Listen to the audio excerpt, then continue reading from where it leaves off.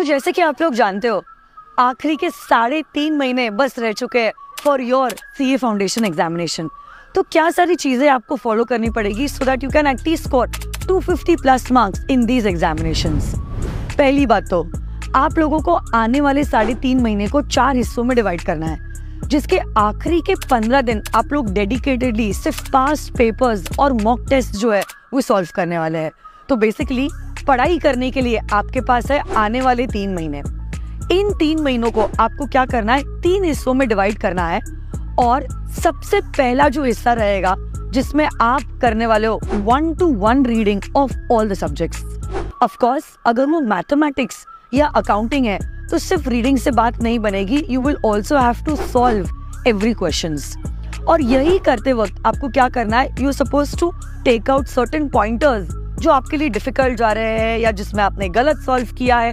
और अगर वो इकोनॉमिक्स और लॉ है तो आपको निकालनी होगी इन्हीं की समरी नोट्स। सेकेंड वाला जो टाइम का पीरियड है उसमें आप क्या करने वाले हो, you are trying to recall whatever you have done earlier in the first process of your reading part. तो जब आप रिकलेक्टिंग करते हो, आप बुक को क्लोज करोगे और आप अपने आप को सवाल पूछोगे कि लास्ट टाइम जो मैंने रीडिंग किया था क्या मुझे वो सारी चीजें याद आ रही है, कितनी चीजें याद आ रही है, कितनी चीजें मैं भूल रहा हूँ, क्या मेरी स्ट्रेंथ है, क्या मेरी वीकनेस है। और इसी चीज को आप रिव्यू करोगे और आपका सेकंड और थर्ड जो रिवीजन रहेगा will be according to whatever pointers you have removed and wherever you are following short, now you need to convert your weaknesses into your strength.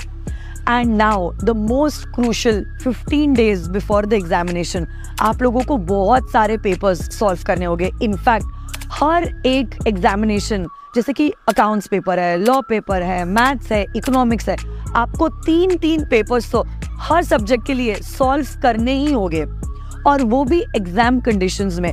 तो वही time, वैसे ही type के questions आने चाहिए और घड़ी के कांटे के हिसाब से you have to solve the papers, ताकि फाइनल एग्जामिनेशन के लिए जब आप जाओ आपके लिए कुछ नया नहीं है and you are already accustomed to the time, to the pattern and everything else, है ना। तो मोटा मोटी अगर नटशेल में मुझे बोलना हो, आपके फाउंडेशन के 4 पेपर्स में से आपके 2 पेपर जो है these are theory papers, economics and law.